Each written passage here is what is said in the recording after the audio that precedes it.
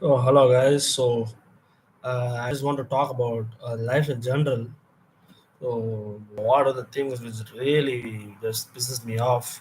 And I want people who relate with my experience in the last 3 to 4 years which I had to feel that they are not alone, and for me to feel that I'm not alone, just a single man who feels these things, and others are just apathetical to it. So I just want to share my stuff. So last 4 years have been pretty crazy, weird, and it was really, really bad and tough at the start for me.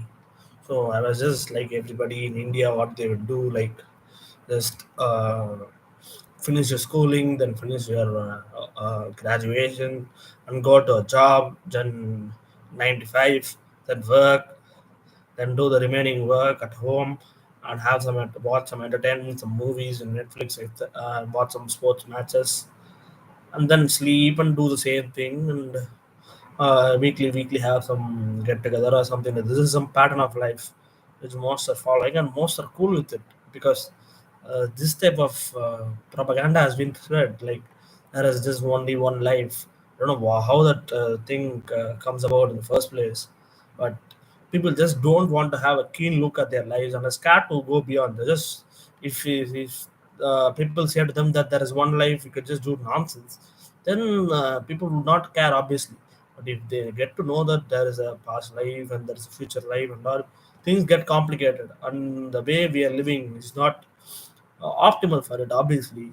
But first, people will then directly ask that: Is there some past life? Is there some previous next life? What's the guarantee for it? I have no experience. So people, what is the nearest thing is they have to experience it. For them, for it to be true to them, they have to experience it. And I don't want to call that philosophy as false, and that philosophy is true. But people need to know that the entire range of experience which one can get can't be constricted to just their five sense vision and their personal experience. There could be something more beyond it. At least from the childhood, they would have heard stories in India, right? You would have heard crazy stories about Ram and Krishna and what did they do, like Hanuman going to Sri Lanka and doing some flying above the ocean, Ravana using Pushpaka Vimana, and all these type of crazy stories, which makes absolutely no sense to our current life. Like somebody is just sitting on something and it directly lifts. There's no physics behind it. Even, for example, the Roswell documentary published in the channel, there is some method behind the madness. Like somebody their own frequency, they match with some neural networks frequency, and then they do it. But here, there's no matching. He simply flies, right? It's just crazy. It makes zero sense.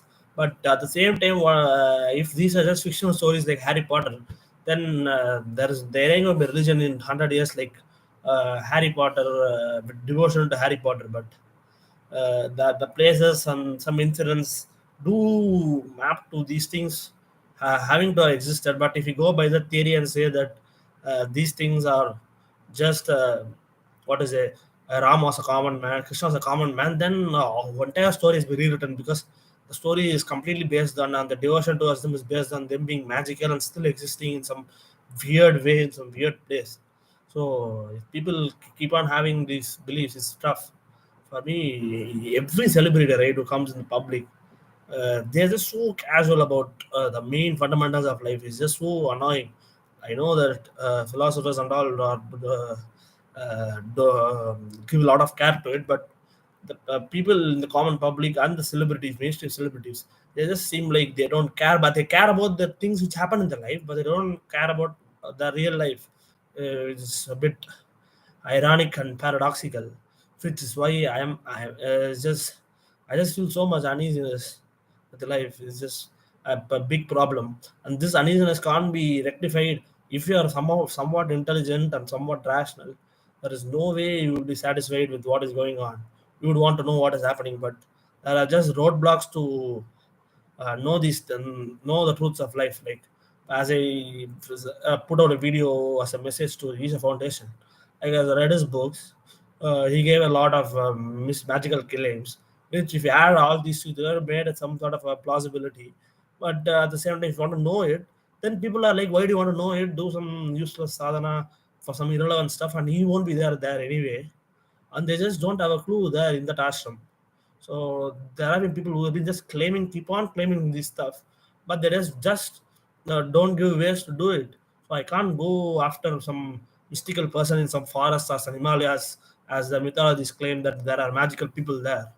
So somebody is claiming to be magical, just accept it. But he's just claiming whole sort of stuff and then saying that I'm just a normal man is just it's just bullshit. And this bullshit has been he has been doing, and a lot of spiritual people have been doing. It just deeply annoys me. Just a simple thing like everybody would have the viewers would know what the chemistry, right? The freezing point of elements. He says that the mercury freezing, we can change the freezing point of mercury with his hand. I was having a debate with somebody in Twitter, and he is saying that that is not some that's a chemical miracle and not a miracle. How by rolling his hands mercury without any mixed with other some other material, how can it change to become solid and room temperature when chemically it can be done only at minus 20 something degree? It's just absurd. Well, that means that he's using his mind to transform matter. That means mind over matter. That means human beings are not being just flesh, piece of flesh. Like so, the piece of flesh is responsible for us. The fetus from this, the fetus is the origin of human life. Then this is not possible. So, you just with one claim, you can just map it down and you can say that entire life changes. Right from the fact that the fetus is not the origin of it, it is something else. It is a human species is composed of, which is a material, is not material, and this thing can be easily what to say mapped out. I always map out stuff properly when somebody makes claims. This is the problem with me, right? I'm just if you just see these things and try to map it out, but at the end of the day, there's no way for you to know it. It just adds to the agony. And I'm like, I had a serious bout of clinical depression for about 1 year in my school, in my college, out of nowhere. So the thing which struck me is how out of nowhere things which my life felt at least somehow in my control suddenly became out of control. If people have experienced that feeling, then the way they look at life is completely different than someone who has just gone through the flow of life without having some sort of event like that. The way I looked at life completely changes because from then on, my preoccupation was just simply to know the truth of life because the other things seem irrelevant. It is irrelevant. You can have fun, you can do some activity, but at the end of the day, there is nothing to do. Like everything that needs to be done is either that you are in some survival crisis, which for people who are in that crisis, I don't want to talk those things. But if not survival crisis, just occupy the mind, because without the mind being occupied, life is a mess. So that is a clear indication that our mind is a problem, and it needs to be occupied to be sane. And if you're not occupied, you will go insane. That's the nature of how the brain is there, and the mind, which is partly derived from the brain, is there. So, but it frees that we are free and our experiences are free. It is some sort of a weird illusion, but it is not true. It is restrictive and it is between bounds. So, it is limited, and hence it is not fully free. But people say that in enlightened state, which is independent of the brain, for every it's not. I don't think instant even exists. I don't even know how that experience is. But it feels like everything is under control, like what said in Roswell. If somebody says that, and if there's a way to know it, then I want to know it. Obviously, just not just keep on reading books and just seeing people claim these things.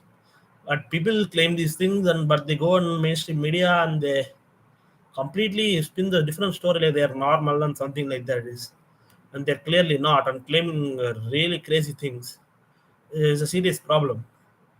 For example, let's say I've already mentioned about him, Sadhguru. He goes to Manasarovar and says that there are invisible beings there. Okay, and he's saying that some of the beings may be in control of the planet, even so resembling the Roswell theory. Okay, but he doesn't. He stops with it, but doesn't talk about that to the prime minister or some other UN delegates or whatever, and keeps on going about banal, trivial stuff. It is about freaking soil. Like there are a lot of well-educated scientists who will take care of those things. What you want the spiritual people to take care of is these things, which normal people cannot do. But he doesn't take initiative for it, just hides it under the carpet.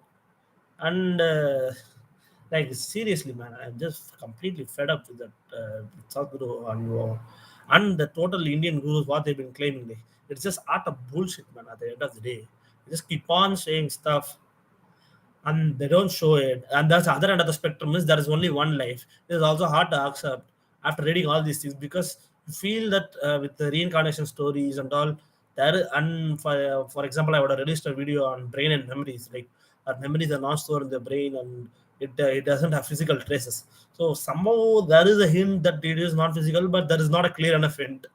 You see, right? So this is the dilemma for me to figure out. But all again at the end of the day, all the things I've done is just calculate these things in my mind.